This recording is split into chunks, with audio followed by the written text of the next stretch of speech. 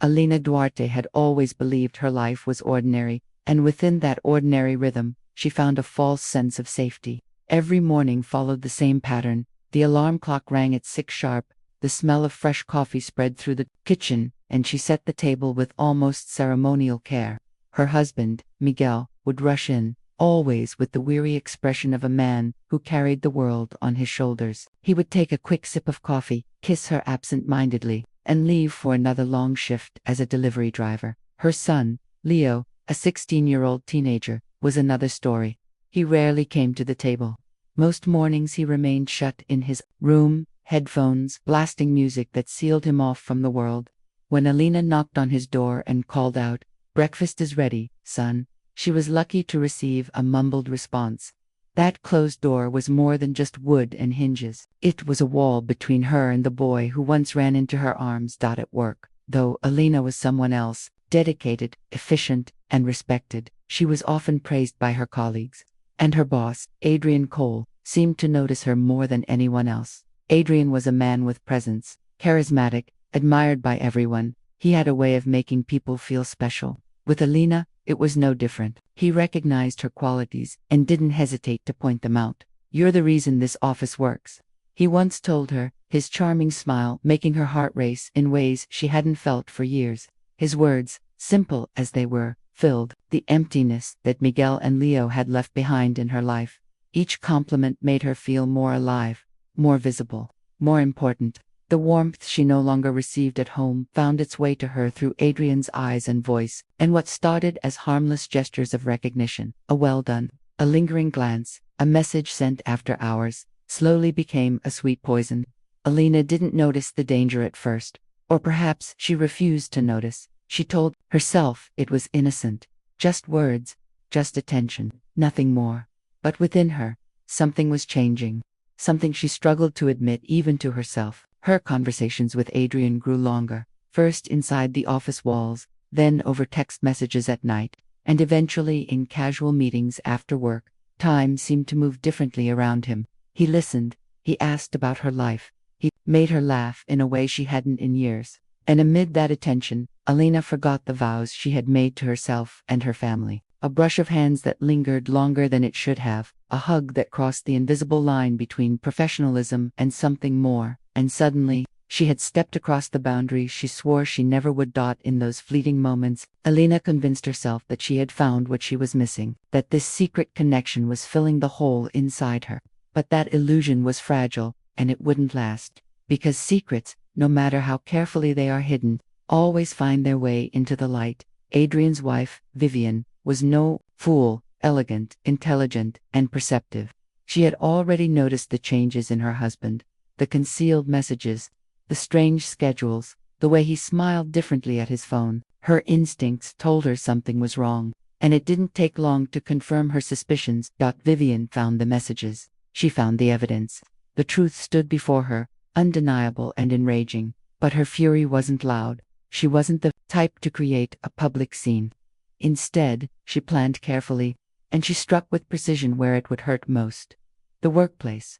Within hours, the company had the proof. The gossip spread like wildfire through the office hallways. People whispered in corners, exchanged glances, and avoided looking directly at Alina. That very afternoon, Alina was summoned to management. The looks on their faces were cold, unforgiving. "You need to return your badge," they said without hesitation. The badge that had once been her symbol of identity, her access to the office, was now nothing but a useless piece of plastic. She gathered her belongings into a small cardboard box, framed photos, pens, trinkets from years of dedication. Every item felt like a reminder of the person she had been. As she walked down the corridor, she felt the weight of countless eyes. Whispers followed her, sharp as knives. Each step was heavier than the last. Leaving the office building, Elena's heart pounded and her face burned with shame. In a matter of hours, she had lost not only her job, but also the reputation she had built with years of effort. But nothing, absolutely nothing, could prepare her for what awaited at home. When she opened the door, she found Miguel sitting at the kitchen table, motionless, the wedding ring spinning between his fingers. The silence in the room was suffocating.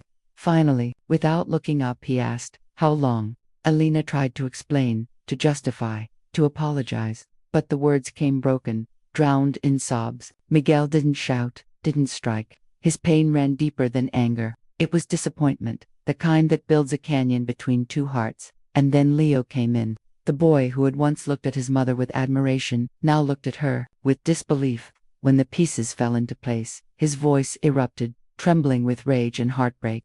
"You ruined everything," he yelled, before running to his room and slamming the door shut. In that moment, Alina realized she had lost far more than a career. She had lost her husband's respect. She had lost her son's trust. She had lost herself. Later that night, she sat alone at the kitchen table, tears spilling onto her hands. The house was quiet, but inside her, there was only storm. She asked God how she had let her life crumble this way, and though she didn't know it yet, this was only the beginning of her downfall. The darkest chapter of her story was still to come. Alina thought she had already fallen as far as she could the day she walked out of the office with a cardboard box in her arms, but she was wrong. That was only the beginning. What followed was a descent into humiliation, loneliness, and the kind of silence that eats away at a person's soul. The news traveled faster than she ever imagined. Within hours, the whispers had left the walls of the company and found their way into the streets, the cafes, and the small neighborhood where she lived. At the grocery store, women she had once exchanged recipes with now turned their backs. When they saw her, in the bakery, the clerk who used to greet her with a smile barely lifted his eyes as he handed her change. She became a story, a cautionary tale, a whispered name. "That's her," people murmured. "The one who had an affair with her boss. The one who lost everything." Alina felt the sting of those words like slaps to her face. She wanted to scream that she was still a person, still a mother, still someone who loved deeply and regretted bitterly. But she kept her head down, shoulders hunched, and moved quickly, as though walking faster could make the shame disappear. Finding work proved nearly impossible. Her resume was strong, but her reputation was ruined. Word spread easily in their small city. Potential employers looked at her with polite smiles that masked suspicion. Days turned into weeks, and the bills piled up on the kitchen counter. Eventually, desperation forced her to accept a job at a rundown motel on the edge of town. The pay was meager, the hours long, but it was work. With rags, buckets, and bottles of harsh-smelling chemicals, she scrubbed floors, changed sheets, and emptied trash bins. Each room carried the stories of strangers' lipstick stains on glasses, half-empty bottles of liquor, forgotten pieces of clothing, and as she cleaned them away, she thought about how easily people left their messes behind. If only her own life could be wiped clean so simply.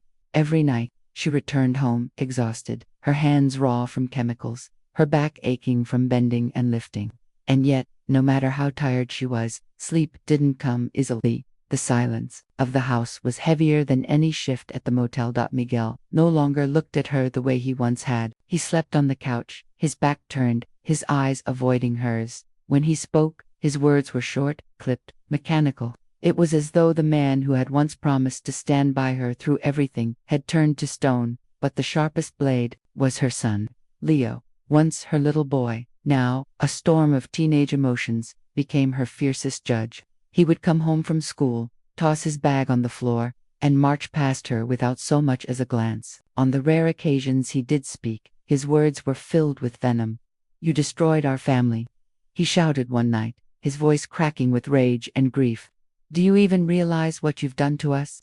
Then he slammed his bedroom door, the echo rattling through the entire house. Alina stood frozen in the hallway, her heart pounding, tears spilling down her cheeks. She wanted to run after him, to explain, to beg for his forgiveness, but her feet wouldn't move. She knew there were no words strong enough to erase the betrayal he felt. In those moments, Alina realized she had become a ghost in her own home. She cooked meals that went uneaten, left notes that went unread, offered love that went unreturned.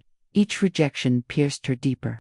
The woman who had once been the heart of the household now felt like an unwelcome guest. Nights were the hardest. She sat at the kitchen table long after everyone had gone to bed, staring at the cold cup of coffee in front of her, her mind replaying every mistake, every choice that had led her there. She remembered the first compliment Adrian had given her, the way it had made her feel alive again. How foolish it seemed now to risk everything for a fleeting moment of validation. Her tears often fell silently, but sometimes sobs escaped her, raw and uncontrollable. On those nights, she pressed her hand against her mouth, desperate not to wake Miguel or Leo. It wasn't just shame that broke her. It was the fear that maybe she no longer had a place in their lives. Weeks turned into months. The distance in the house grew thicker, heavier, almost suffocating. Miguel's coldness became routine. Leo's resentment calcified into something more permanent, something that felt like hate. Alina lived each day as though walking through fog, her body present but her spirit crushed. And yet, within the deepest despair, there was a flicker. It was faint, fragile, but it refused to die. Perhaps it was the stubbornness of a mother's love, or perhaps it was faith in something greater than herself. Even as she felt buried under guilt and humiliation, Alina sensed that giving up completely would mean betraying her family even more than she already had. It was in that fragile space between despair and determination that she began to ask herself, was there still a way back? Was redemption possible? Could she ever earn her son's forgiveness? For now, the answers didn't matter. What mattered was that she hadn't completely surrendered. One night, as she sat at the table, staring at the pile of unpaid bills, a knock sounded at the door. It was Mrs. Ramirez, the elderly neighbor who had known Alina since she was a girl. She handed her a small bag with homemade tamales and said softly, "Eat, cry, sleep, then stand up." Alina ate, she cried, she slept, and for the first time in months, when morning came, she stood up with something resembling purpose. It wasn't strength, not yet. It wasn't forgiveness, but it was a start. The morning after Mrs. Ramirez handed her the bag of tamales felt different, though Alina couldn't explain why. Perhaps it was the warmth of food made with kindness, or perhaps it was the neighbor's quiet command, "Eat, cry, sleep, then stand up." Whatever the reason, when sunlight broke through her curtains, Alina decided she couldn't keep sinking. Her first step was small. She applied for jobs again, not with the naive hope that companies would overlook her past, but with the determination that rejection would not stop her. Dozens of applications went unanswered. Some interviews ended the moment they recognized her name. But Alina pushed on. She worked extra shifts at the motel, saved every dollar, and reminded herself that even slow progress was still progress. Yet work alone could not mend the fractures inside her home. Miguel remained distant, cold, polite, but unloving, and Leo's son still treated her as though she were invisible. The silence between them was unbearable. Alina longed for his voice, his laughter, even his teenage sarcasm. She would have taken anything, so long as it came with his attention. One evening, after another day at the motel, Alina found herself sitting in the small park near their house. Children laughed on the swings, couples strolled hand in hand, and Alina sat on a bench staring at nothing. A flyer on the ground caught her eye. It advertised free community counseling sessions at a nearby clinic. For a long moment, she stared at the paper, torn between shame and curiosity. Finally, she folded it into her purse and went home. The following week, she gathered the courage to walk through the clinic doors. That was where she met Dr. Celine Hart, a counselor with calm eyes and a voice steady as a lighthouse. Celine didn't judge, she didn't lecture, she simply listened as Alina poured out her story, the affair, the loss, the humiliation, the distance from her son. Alina spoke until her voice cracked, tears wetting her hands. When she finished, Celine leaned forward. "Your past is not your prison," she said softly. "It is your teacher, but you must decide what to do with its lessons." The words echoed in Alina's heart. For the first time in months, she felt something other than despair. It wasn't hope yet, not fully, but it was a spark. Celine asked her to draw 2 maps, one of how she had arrived at this point, and one of where she wanted to go. The first map was filled with loneliness, exhaustion, and choices that had led to betrayal.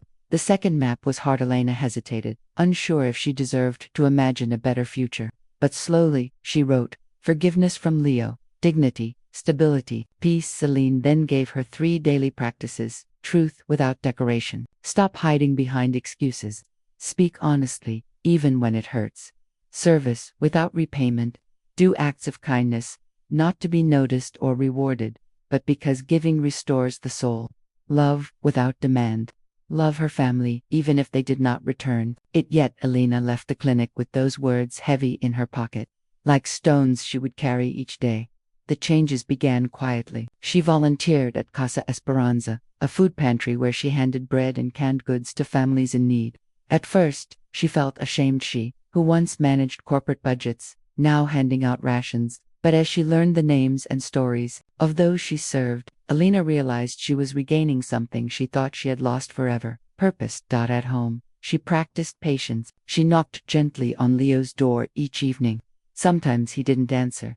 Sometimes he shouted, "Leave me alone." But Alina didn't stop. She left notes instead, small slips of paper that said, "I love you, I'm proud of you, I'm here if you need me." Most were thrown away, but she kept writing them. She attended his school concerts, sitting quietly in the last row, clapping until her hands hurt. Leo never looked at her, but she hoped, prayed that he noticed she was there. Miguel, too, watched these changes. Though his heart was hardened, he couldn't ignore her transformation. She worked long hours at the motel, studied accounting at night, volunteered at the pantry, and still found time to show up for Leo. Miguel didn't say much, but sometimes Alina caught him watching her, as if weighing whether this new version of her was real. One evening, she came home to find Leo in the kitchen, struggling to solve a math problem. Without thinking, she asked softly, "Do you want help?" For a long moment, he didn't answer. Then, reluctantly, he slid the notebook toward her.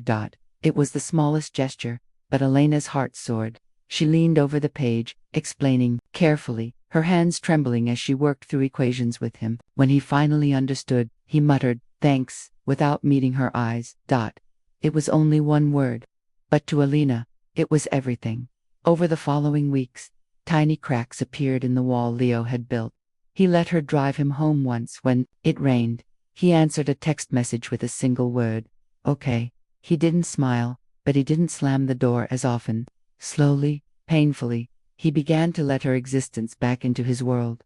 Meanwhile, Celine encouraged Alina to keep building stability for herself. "Redemption is not a single act," she reminded her. "It is daily labor.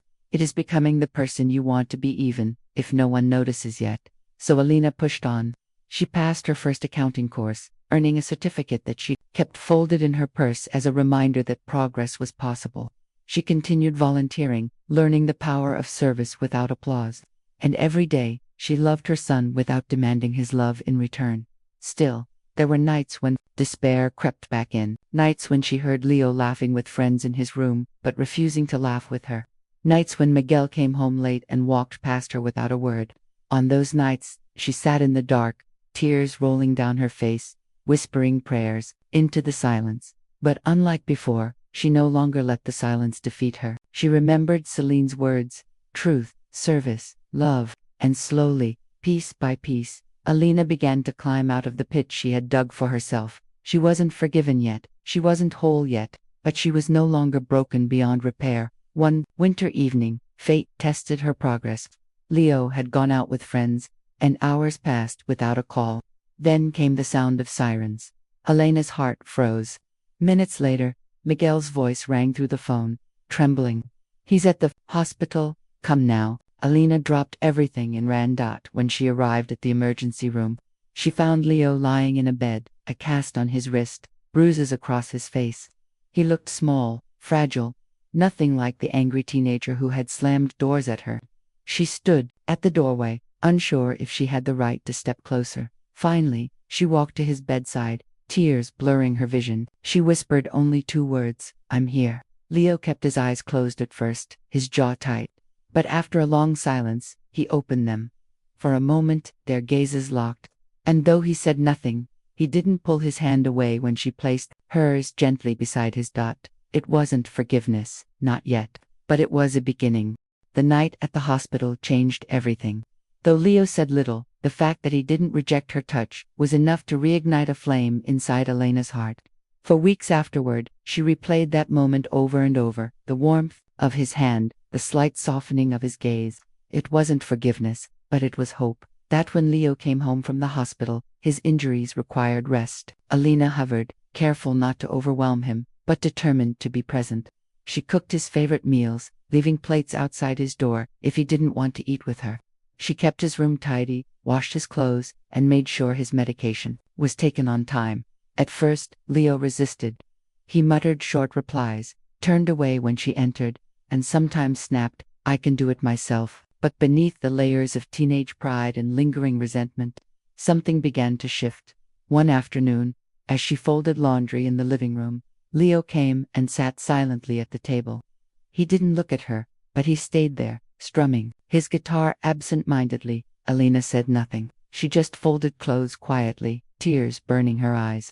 That small act, his presence, was a gift she never thought she'd receive again. Miguel, too, noticed the change. He had stayed quiet for months, his heart locked behind walls of disappointment, but he saw Elena's persistence, her daily acts of service, her unwavering effort to rebuild what she had shattered. She was no longer the woman who had betrayed him. She was someone new, broken, humbled, and fighting to rise. One evening, after dinner, Miguel surprised her. "We should try counseling," he said, his voice flat but sincere. Alina froze. For months she had begged for even a single word, a single sign that he hadn't given up completely, and now, here it was. She nodded quickly, her eyes filling with tears. Family therapy was not easy. The first session was brutal. Leo crossed his arms and refused to speak. Miguel's words were sharp, tinged with old wounds. Alina confessed, in painful detail, how lonely she had felt, how weak she had been, how sorry she was for the choices she made. There were tears, silences, and moments when it seemed they might walk out and never return. But Dr. Celine Hart, the same counselor who had guided Elena before, sat with them patiently. She reminded them, pain means you still care. If you didn't, you would feel nothing. Slowly, over the following sessions, the walls began to crack. Leo finally shouted, voice shaking, "You ruined my life." Elena cried, nodded, and said, "You're right, I did. And I would give anything to take it back." For the first time, Leo saw that his mother wasn't making excuses. She wasn't blaming anyone else. She was owning her mistake completely. Miguel too admitted his truth. "I don't know if I can ever love you the same way again. But I can't ignore the effort I see. You're not who you were." Those words were not forgiveness, but they were an open door. Outside the therapy room, life began to carry new rhythms. Alina continued her classes in accounting, eventually passing her exams. She found part-time work at a local nonprofit called Harbor House, where her skills and dedication quickly became invaluable. It wasn't a high-paying job, but it was steady and meaningful. At home, Leo began to engage in small ways.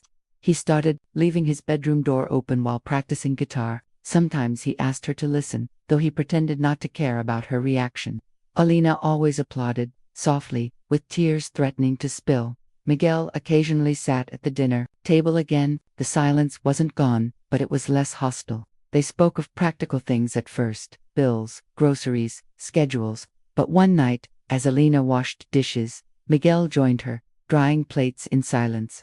Their hands brushed once, and though neither said a word, something unspoken passed between them, the recognition that maybe, just maybe, they could rebuild. Still, the shadow of Adrian Cole lingered. News spread that he had resigned after internal investigations revealed multiple inappropriate relationships with employees. For many, his downfall was gossip. For Alina, it was a reminder of her own choices, how easily she had been swept into his charm, how devastating the consequences had been. She chose not to dwell on it. She didn't read the articles or listen to the whispers. Instead, she focused on the basil plant she had begun growing on her windowsill, a small, fragile sign of new life, of nurturing something good. One particularly cold winter night, Leo knocked on her bedroom door. Alina opened it, startled to see him standing there, guitar slung over his shoulder. "I wrote something," he said awkwardly. "Do you want to hear?" Alina's heart nearly burst. She nodded, sitting on the edge of the bed as Leo played a haunting melody. The song was raw, filled with pain and longing, but also something else, hope. When he finished, he muttered, "It's called Windows, because, sometimes even when everything's broken, you can still let light in." Alina cried openly, reaching for his hand. For the first time in 2 years, Leo didn't pull away. The turning point wasn't one moment, but many small threads, slowly weaving a new fabric of trust. It was in the meals shared quietly, the therapy sessions where truth was spoken, the late nights when Alina studied while Leo strummed his guitar in the next room. It was in Miguel's watchful eyes, softening little by little, as he began to see not the woman who had betrayed him, but the woman who had fought with everything she had to make things right. The road ahead was still long, but for the first time in years, Alina no longer walked it alone. Seasons changed, and so did Alina. What once had been a life defined by shame was slowly becoming a story of resilience. Each morning she woke before sunrise, brewed coffee, and whispered a quiet prayer not for forgiveness, but for strength to continue the work of rebuilding. Her role at Harbor House, the nonprofit, grew steadily. She became the quiet anchor of the office, the one who managed crises with calm, the one people turned to for guidance. For the first time in years, she felt respected again, not for charm or appearance, not for fleeting attention, but for her perseverance, her honesty, her effort. At home, change was visible too. Dinner was no longer eaten in silence. Miguel now sat with her and Leo most evenings. Sometimes their conversations were about simple things: the weather, bills, what to cook tomorrow. But each word was a victory. Each shared laugh, rare but growing more frequent, was proof that the ice was melting. Leo's music filled the house once more. He practiced openly in the living room, even asking his mother's opinion. "What do you think of this chord?" he asked one night, feigning disinterest but secretly craving her approval. Alina, with tears in her eyes, smiled and said softly, "It's beautiful." Miguel remained cautious. Trust, once shattered, takes time to heal.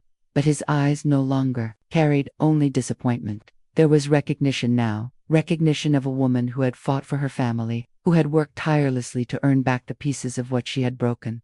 One Sunday morning, Miguel did something that left Alina breathless. He placed his wedding ring on the table, not to spin it in frustration as he once had, but to slide it slowly back onto his finger. Then he looked at her and asked, "Do you want to wear yours again?" Elena's hands trembled. Tears blurred her vision. She whispered, "Only if we both mean it." Miguel nodded, and for the first time in years, the silence between them was not heavy with pain, but light with possibility.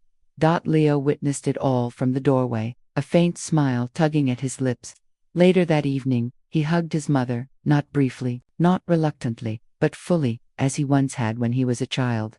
"I forgive you," he whispered, voice breaking. "I just wanted you to fight for me." Elena's knees buckled as tears poured freely. She held him tightly, whispering, "I will never stop fighting for you." From then on, the house began to feel like a home again. Not the same as before, it never could be, but something new, scarred yet stronger.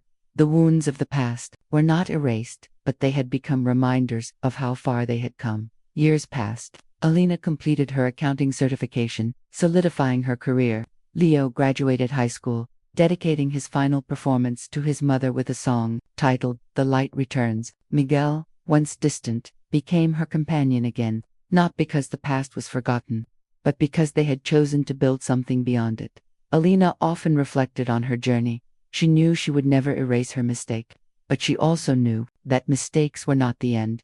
They were crossroads, and she had chosen the harder path, the one that demanded patience, humility, and relentless love.